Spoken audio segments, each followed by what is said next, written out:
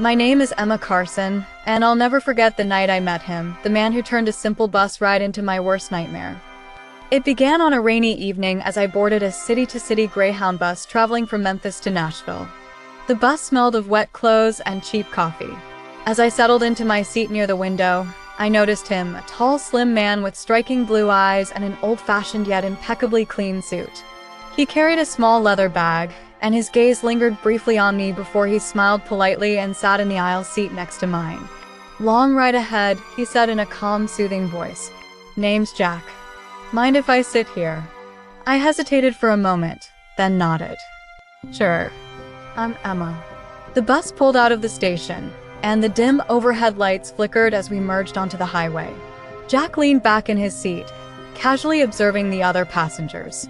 His presence was oddly comforting yet unnervingly intense. He seemed aware of everything. As the miles rolled by, we talked. At first, it was casual, where we were from, our destinations. He said he was a wanderer, always chasing the next horizon. I admitted I was heading to Nashville for a new job and a fresh start after a difficult breakup. "Nashville, huh?" he said with a small smile. "City of dreams and broken strings." I laughed. That's one way to put it. Our conversation grew warmer. Jack had a knack for making me feel seen, like he was genuinely interested in every word I said. When the bus hit a bump, causing my phone to slip from my lap, he quickly picked it up for me, his fingers brushing mine. "Careful," he said, handing it back. "Wouldn't want to lose something important."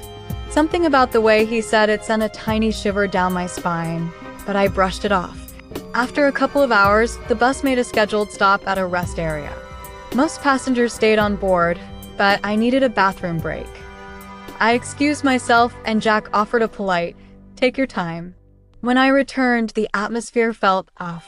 My bag, which I had left zipped, was slightly ajar. My book had moved, and the water bottle I'd been drinking from was now uncapped. I turned to Jack. "Did you touch my stuff?" He raised his hands defensively. "Not at all. Maybe the bus hit another bump." His explanation seemed plausible, but unease settled in my chest. I zipped my bag and leaned back, trying to shake the feeling.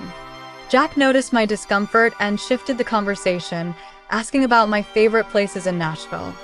Reluctantly, I engaged, but my answers were shorter now, my guard rising. As the bus continued its journey, strange things started happening. My phone buzzed with a notification I didn't recognize. When I checked it, the screen displayed a text I hadn't sent. Just a single word, "Run?" My pulse quickened.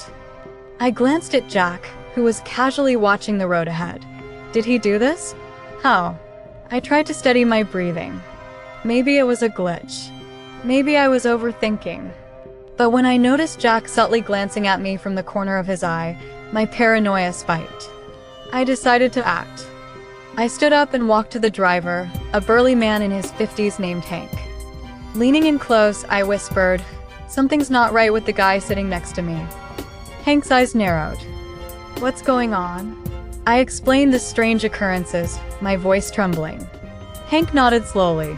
"Okay, I'll stop at the next convenience store. We'll handle it there." As we approached a brightly lit gas station on the outskirts of a small town, Hank announced a brief stop for anyone needing snacks or a bathroom break. Jack stood, stretching his legs. "Want anything?" he asked, turning to me with that same calm demeanor. "No, I'm good," I replied, forcing a smile. He nodded and stepped off the bus, his leather bag slung over his shoulder. I watched him walk toward the store, my heart pounding. Hank immediately pulled out his phone and made a call, likely to the police. Several passengers exchanged curious glances, but no one said anything. Minutes felt like hours. The fluorescent lights of the gas station illuminated Jack as he browsed the shelves. But when the squad cars finally arrived, he was gone. The officers combed the area, questioning the store clerk, but Jack had vanished like a shadow in the night. The police assured me they'd do everything to find him, but I knew better.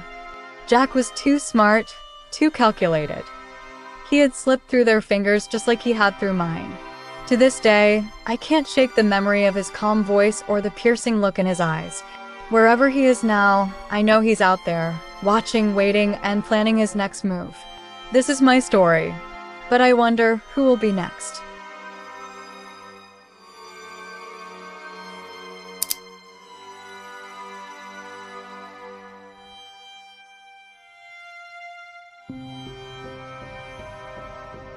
Jack may be here, maybe right next to you.